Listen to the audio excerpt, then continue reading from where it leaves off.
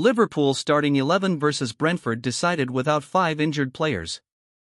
Liverpool's starting 11 against Brentford this evening is obvious if they are without 5 injured players.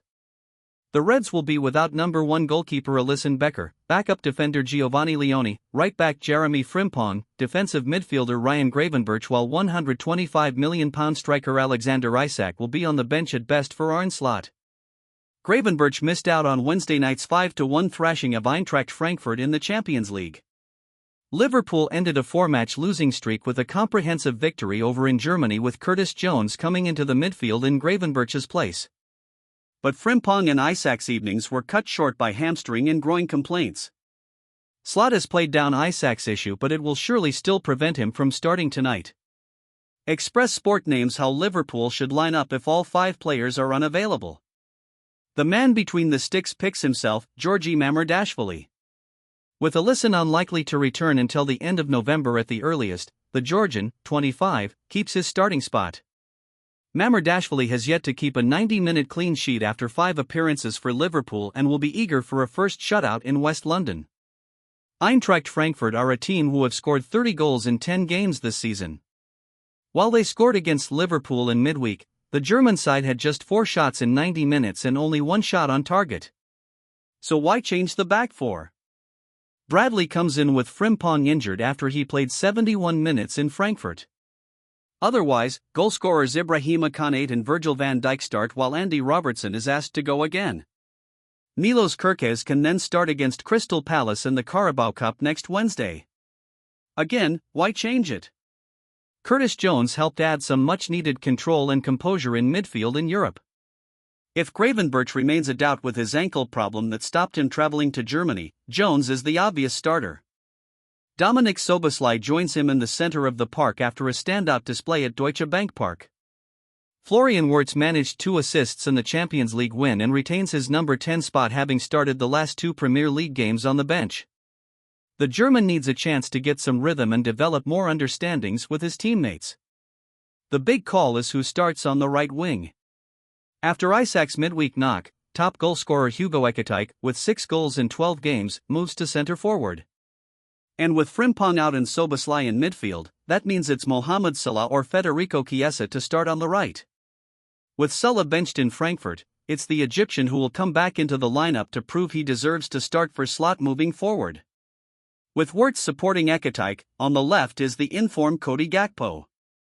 The Dutchman has 3 goals in Liverpool's last 3 games and will hope to continue his streak at the GTEC Community Stadium. What Liverpool can learn from their defeats this season, according to their opponents. Liverpool eased their Champions League jitters by thrashing Eintracht Frankfurt on Wednesday, now for the Premier League. With leaves still clinging to the trees, Arne Slot had overseen 4 straight defeats, prompting searching questions to be asked of the head coach, the club's summer transfer strategy, senior players, and everything in between. Liverpool head to Brentford tomorrow, eager to prove that Wednesday's return to form was not temporary. So what could they learn from their recent setbacks to ensure momentum is maintained? We asked reporters who cover Crystal Palace, Galatasaray, Chelsea, and Manchester United to share their insights into how their teams won, and what lessons Liverpool could take. Crystal Palace, away, Premier League, September 27, lost 2-1. This defeat was more due to Palace's own high standards than their opponents' failings, although one obvious area ultimately undid the champions: their frailty from set pieces. Palace's first goal came from a corner, albeit a disputed one, given the final touch seemed to come off Tyrick Mitchell as a back-post ball towards Marc Guéhi forced a mistake from Ryan Gravenberch, whose misplaced header fell perfectly for Ismaila Sarr to score. The last gasp winner came from Liverpool's failure to clear effectively from a long throw and Jeremy Frimpong's decision to rush out, circled below, rather than stay with Eddie Nketiah, who used the space left behind to fire home. They were poor errors, but the most consistent weak link, the one Palace appeared to target most consistently, was Ibrahima Konate. He struggled badly when confronted by Palace's rampant attack, particularly Jean-Philippe Mateta, who bullied him from the start. Konate earned a yellow card for one rash tackle and could not deal with Mateta's physicality. It meant Palace created 7 big chances in that first half alone. It helped that it was the first time manager Oliver Glasner had his strongest side available in the Premier League this season, with Palace looking like a team flooded with confidence after what was then a 17-game unbeaten run across all competitions. They also had good memories of hurting this Liverpool team. They had drawn 1-1 at Anfield on the final day last season, a game Palace really should have won, and beat Arne Slot's side in the Community Shield on penalties after a 2-2 draw in normal time. All those factors ultimately proved enough. Galatasaray, away, Champions League, September 30th, lost 1-0. You probably know that the Turkish Football Federation president, Ibrahim Hasiozmanoglu, said Liverpool is not what it used to be when the draw was made. We all joked about it at the time. It sounded like he didn't even know the new Champions League format, or that Liverpool had just won the Premier League. But in the end, he was right. Against Galatasaray, Liverpool looked nothing like their title-winning selves, fragile at the back, disconnected in midfield, and strangely predictable up front. We expected it to be the toughest game of the group, but it wasn't. Turkish sides in general, and Galatasaray in particular, play differently at home, more intense, more physical, and pushed by an atmosphere that always catches opponents off guard, even when you know about it or have heard so many stories about it. You might expect it, but the passion still surprises you, and it always puts pressure on visiting teams. That night, Slot's tactical reshuffle, including major changes to the fullbacks, and how much Galatasaray relied on star attackers Victor Osimhen and Barış Alper disrupted Liverpool's rhythm. Liverpool's defense was so shaky that even the misfiring attack went unnoticed. Add to that injuries and positional changes, and cohesion was gone. Still, without Osimhen's early deciding goal, the match might have unfolded differently.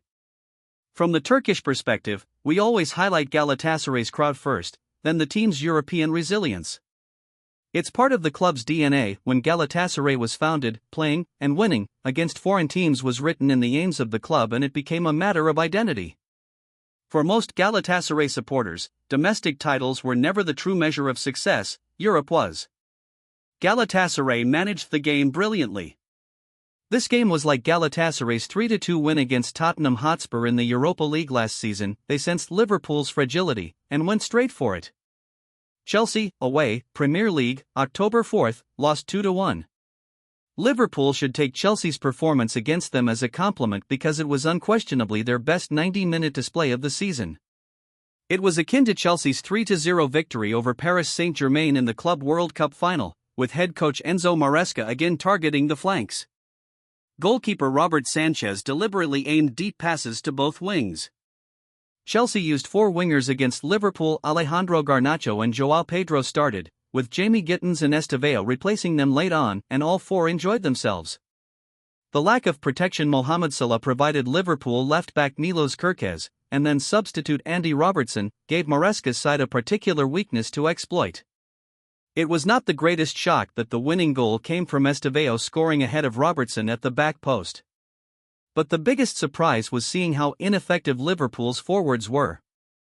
Alexander Isak, the Premier League's most expensive striker, substitute Hugo Ekitike, bought for an initial fee of £69 million/$92m, and Salah, last season's top scorer, registered just 4 shots between them. Chelsea were vulnerable. Centre-back Benoit Badiashile was starting his first league game in 7 months. It was just the 4th career start for academy graduate Josh Achempong. Both were exemplary but had to be substituted due to injury. That left Chelsea closing the game out with right-back Reece James playing next to 19-year-old summer signing Jorel Hato, making just his 5th appearance for the club. The Liverpool trio were underwhelming. You could point to teammates not getting them involved enough, but the sight of Achempong bullying Isak off the ball in the first half summed up the difference in desire. Isak was credited with an assist for Cody Gakpo's equalizer, but no one can say for sure he meant to flick the ball into the Netherlands international's path. Expect Liverpool to bounce back and go on a run, especially after that Eintracht win. But they will not retain the Premier League title if they have too many displays like the one they offered at Stamford Bridge. Manchester United, home, Premier League, October 19th, lost 1-2. Ruben Amorim threw a wrench in Slot's plans by playing without a recognised centre-forward for the first hour of Manchester United's 2-1 win. Instead, Mason Mount, Matheus Cunha and Bryan Mbeumo formed a fluid front three that caused a tactical headache. Mbeumo would drift wide to duel with Virgil van Dijk or Kerkez after long passes from goalkeeper Sen Lammens, who kicked long 45 times on Sunday. Cunha would drop into deeper positions, looking to trap any second balls won, before moving into vacated space. United's first goal owed a debt to a clash between Van Dijk and Alexis Mac Allister, with Liverpool unhappy that play wasn't stopped for a head injury. Bruno Fernandes outballed to a matted wingback began a quick attack that put the away side 1-0 up after 65 seconds. Amorim may have taken a page out of Glasner's book for his victory. United defended in an aggressive middle block similar to Crystal Palace in September. The objection was to stay compact in central areas, as well as stifling any passes into Gravenberch, who is crucial to Liverpool's early build-up. Slot's side are unlikely to remain beatable for much longer. Far too little has been written about Mac Allister's hernia issue in the summer, and subsequent slow return to match sharpness. Still, certain teams are profiting from a particular game plan. Cut off the supply to Gravenberch, play direct, and attack the spaces behind the fullbacks, and you have a puncher's chance of getting a result.